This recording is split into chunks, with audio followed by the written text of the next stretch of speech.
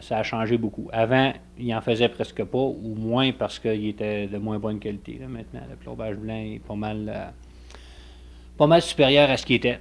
Meilleur en résistance, au niveau de l'adhésion, meilleur au niveau de la couleur, la stabilité de couleur. Avant, les plombages blancs, là, ça jaunissait à rien. Là, maintenant, c'est meilleur que c'était avant. Donc, on en fait plus. Mais en faisant plus, on s'aperçoit qu'il commence à avoir des petits à côté qui causent du trouble. Il y a des problèmes de sensibilité, puis des problèmes qu'on voyait moins avant parce qu'on en faisait moins. Là, on en fait plus. Donc, de ce côté-là aussi, il y a des petits côtés pas négatifs, là, mais c'est certain que Des petites c'est conséquences. ça. On peut pas dire que l'amalgame d'argent est à proscrire complètement, puis on y va tout d'égo.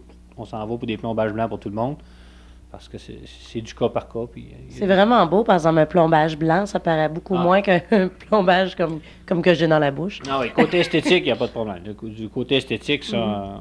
on peut pas se le cacher. C'est certain qu'il y a d'autres restaurations aussi. Là, on parle de plombage blanc, ce que les gens connaissent le plus, mais aussi il y a des plombages en porcelaine complètement, des OK. incrustations en porcelaine, des couronnes en porcelaine. Ça, c'est encore meilleur que les plombages blancs. On appelle ça les composites. Il y a encore, la porcelaine est encore supérieure à ça, mais là, quand on parle du prix, c'est encore une autre affaire. Le prix aussi est pas mal Mhm. est supérieur. Mais On parle de porcelaine. Tantôt, on parlait du blanchiment des dents. C'était une des options, la porcelaine, pour blanchir les dents. Il y a d'autres options.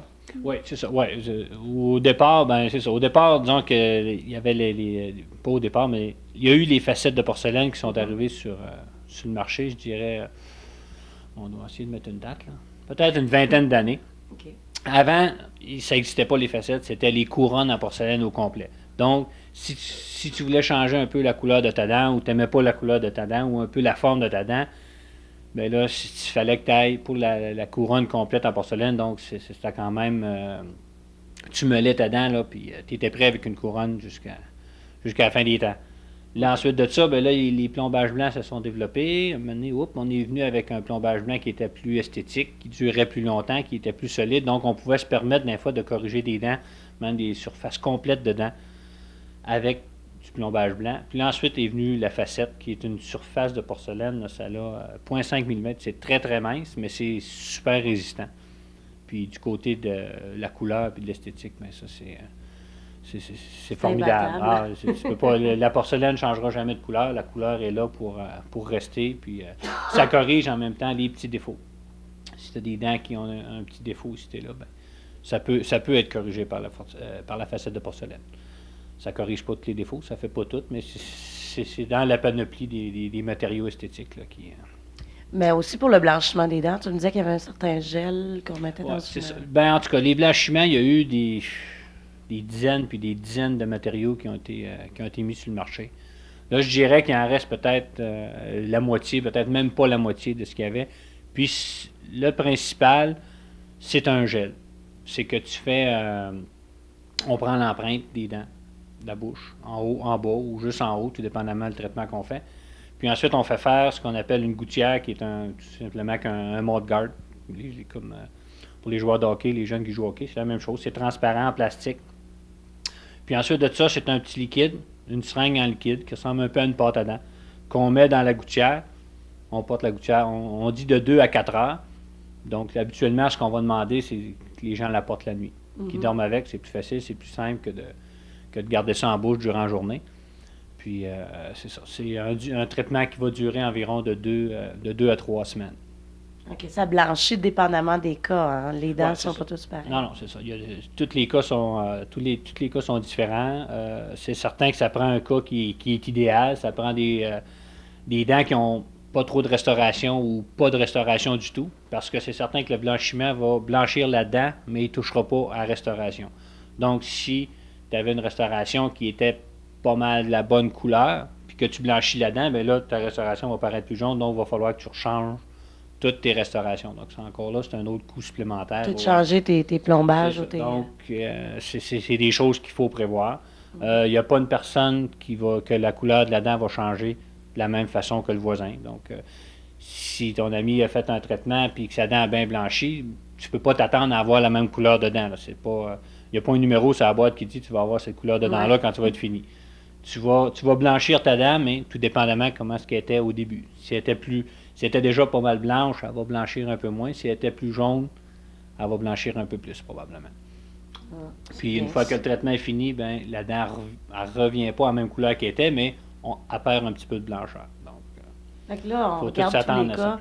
C'est moins cher de faire avec le gel et le chose qu'on met 2 à 4 heures dans la bouche pendant 3 semaines, mais ça revient moins cher au bout du compte si on se met de la porcelaine. Non, ben c'est ça. Ça, c'est certain, mais encore là, comme je te dis, il s'agit d'étudier les cas un à un, puis voir qu'est-ce qui est plus, Ah, mais c'est qu'est-ce qui est bien plus ça. abordable pour le patient.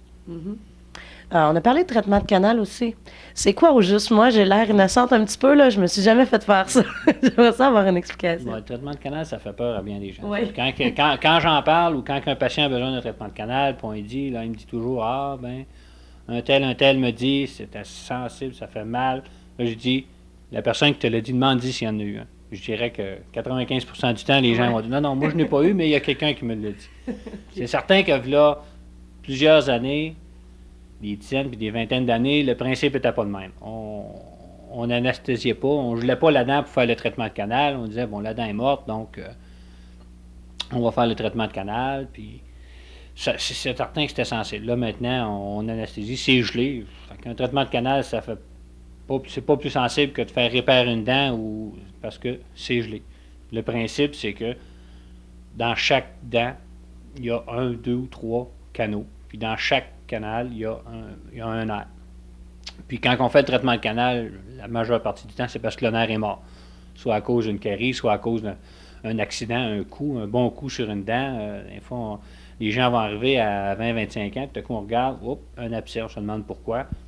Ça peut être un coup de hockey, ça peut être une chute quand il y avait 6, 7, 8 ans. Ah oui? Le nerf de la dent est mort, mais ça n'a jamais fait d'abcès. Là, à un moment donné, il se réveille un bon matin, boum, grosse bosse, on regarde, le nerf est mort. Donc, il faut aller à l'intérieur de la dent.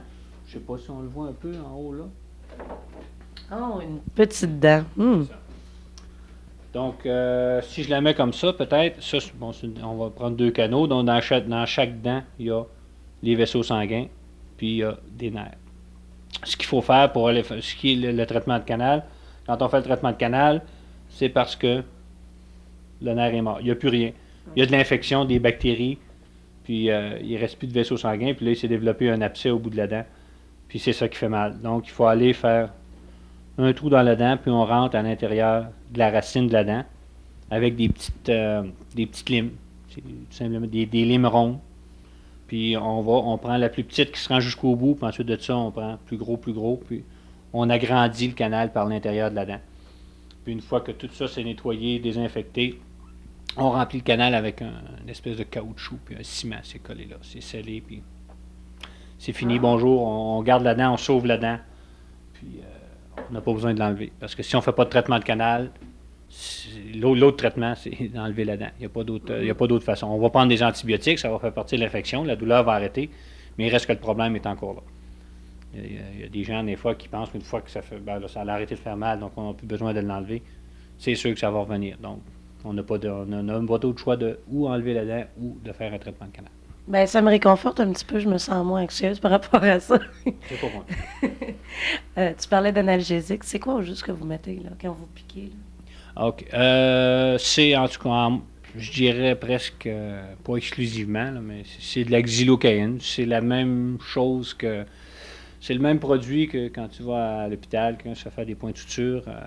C'est de la xylocaïne, la lidocaïne, c'est cousin-cousine, c'est toute la même chose.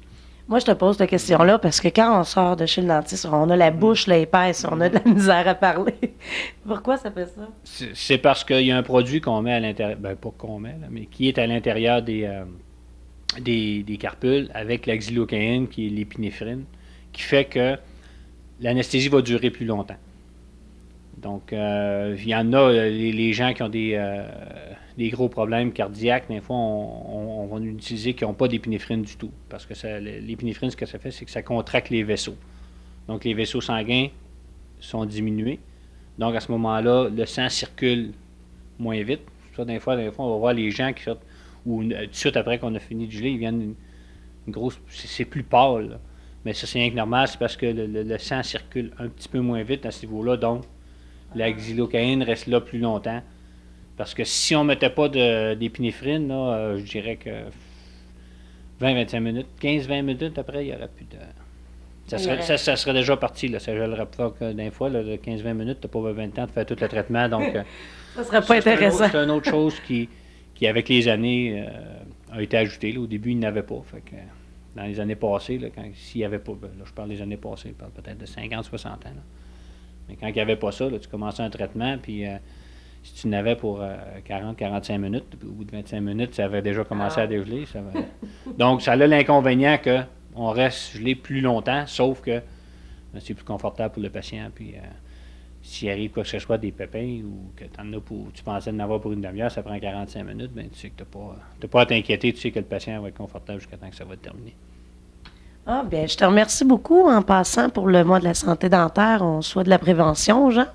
C'est ce qui est le plus important. On le voit partout, là. Qu'on parle de maladie, qu'on parle d'alcool ou n'importe quoi. C'est la prévention. Au niveau de la santé dentaire, c'est la même chose. Donc, on en parle, je sais qu'il y a des programmes dans les écoles. Il y en a aussi au CLSC. Là. Fait que, tous ces programmes-là, c'est ce qui est important. Puis en commençant de bonne heure, en amenant les enfants de bonne heure chez le dentiste, ben, on les habitue plus facilement. Puis ça va tout seul. Les chanceux, eux, ils n'auront pas peur de revenir. Non, sûrement pas, non. Merci beaucoup, André. Bienvenue.